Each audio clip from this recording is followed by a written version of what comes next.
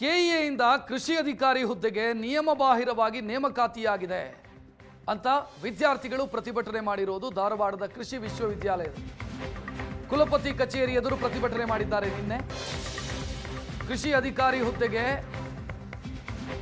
ಆಹ್ವಾನಿಸಲಾಗಿತ್ತು. ಒಟ್ಟು 945 ಕೃಷಿ ಅಧಿಕಾರಿ ಹುದ್ದೆಗೆ ಅರ್ಜಿ ಸಲ್ಲಿಸಿದ್ದಾರೆ. ಕೃಷಿ ಬಿಟ್ಟು ಇಂಜಿನಿಯರಿಂಗ್ ವಿದ್ಯಾರ್ಥಿಗಳಿಗೆ ಅವಕಾಶ ಕೊಟ್ಟಿದ್ದಾರೆ ಅಂತ ವಿದ್ಯಾರ್ಥಿಗಳು ಆಕ್ರೋಶ ವ್ಯಕ್ತಪಡಿಸಿದ್ದಾರೆ. ಖಾಸಗಿ ಇಂಜಿನಿಯರಿಂಗ್ ಸ್ಟೂಡೆಂಟ್ಸ್ಗೆ ಅವಕಾಶ ಕೊಟ್ಟಿದ್ದಾರೆ, ಅದನ್ನು ಕೈ ಬಿಡಿ ಅಂತ ಆಗ್ರಹಿಸಿ ಪ್ರತಿಭಟನೆಯಾಗಿರುವುದು.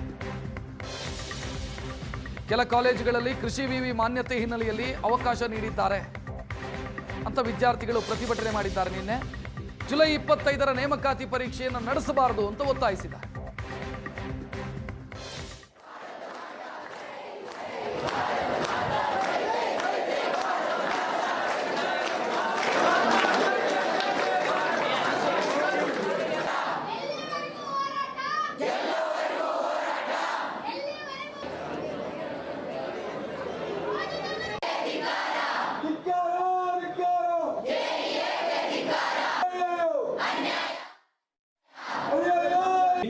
ನಿನ್ನೆ ವಿದ್ಯಾರ್ಥಿಗಳು ಎಲ್ಲ ಕಡೆ ಪ್ರತಿಭಟನೆಯನ್ನ ಶುರು ಮಾಡಿದ್ದಾರೆ.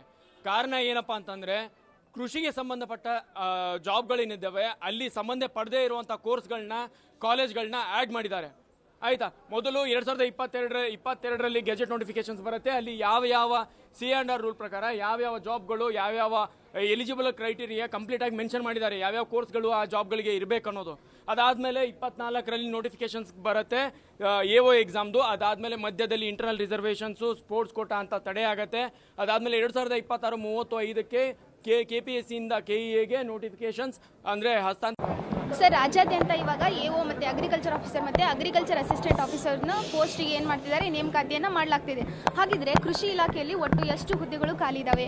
ಪ್ರತಿ ವರ್ಷ ಖಾಲಿ ಹೋಗುವಂಥ ಈ ಒಂದು ಅಧಿಕೃತ ಮಾಹಿತಿಯನ್ನು ಸರ್ಕಾರವು ಸರಿಯಾಗಿ ಘೋಷಿಸಬೇಕಂತ ಹೇಳಿ, ಮತ್ತು ಪ್ರತಿ ವರ್ಷವೂ ಖಾಲಿಯಾಗುವಂಥ ಹುದ್ದೆಗಳನ್ನು ಪ್ರತಿ ವರ್ಷವೇ ಅದನ್ನು ಭರ್ತಿ ಮಾಡುವಂಥ ಸರ್ಕಾರದಿಂದ ವ್ಯವಸ್ಥೆ ಯಾಕಿಲ್ಲ ಅನ್ನುವಂಥದ್ದು ಮೊದಲನೇದು. ಸೊ ಈಗ 2014 ಮತ್ತು 2015ರಲ್ಲಿ ಕರೆದಿದ್ದು, ಮತ್ತೊಮ್ಮೆ ಅದನ್ನು ಕರೆದಿಲ್ಲ.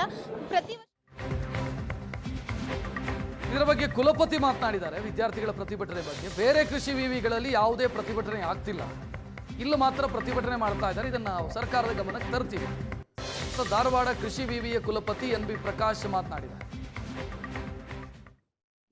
ಬಯೋಟೆಕ್ನಾಲಜಿ ಮಾಡಿದಂಥ ವಿದ್ಯಾರ್ಥಿಗಳು ಅವಕಾಶ ಗಿಟ್ಟಿಸ್ಕೊಂಡಿದ್ದಾರೆ ಅಪ್ಲೈ ಮಾಡಲಿಕ್ಕೆ ಅಂತ ಇನ್ನೊಂದು ಪ್ರೈವೇಟ್ ಕಾಲೇಜ್ ಅಲ್ಲಿಂದ ವಿದ್ಯಾರ್ಥಿಗಳು ಅವ್ರಿಗೂ ಸಹ ಒಂದು ಪರ್ಮಿಷನ್ ಸಿಕ್ಕಿದೆ ಅಪ್ಲೈ ಮಾಡಲಿಕ್ಕೆ ಅಂತಂದು. ಇದು ಎರಡು ಮುಖ್ಯವಾದ ಬೇಡಿಕೆಗಳು ನಮಗೆ ಒಂದು ಮನವಿ ಪತ್ರದ ಮೂಲಕ ಸಲ್ಲಿಸಿದ್ದಾರೆ. ಜೊತೆಗೆ ಹೊರಗಡೆ ಎಲ್ಲ ಧರಣಿ ಕೂತಿದ್ದಾರೆ.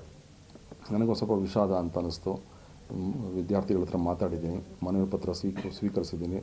ಈ ವಿಚಾರವಾಗಲೇ ನಾನು ನಮ್ಮ ಶಿಕ್ಷಣ ನಿರ್ದೇಶಕರ ಮುಖಾಂತರ ನಮ್ಮ ಕುಲಸಚಿವರಿಗೂ ಮತ್ತು ಡೀನ್ ಅಗ್ರಿಗಳ ಮುಖಾಂತರ ಎಲ್ಲ ಡಿಸ್ಕಸ್ ಮಾಡಿ ನಾವು ನಮ್ಮ ಪ್ರಿನ್ಸಿಪಲ್ ಸೆಕ್ರೆಟರಿಗೆ ಲೆಟರ್ ಬರೆದಿದ್ದೀವಿ. ಗೌರ್ಮೆಂಟ್ಗೆ ಗಮನ ತರಲಿಕ್ಕೆ ಏರ್ಪಾಡು ಮಾಡಿದ್ದೀವಿ.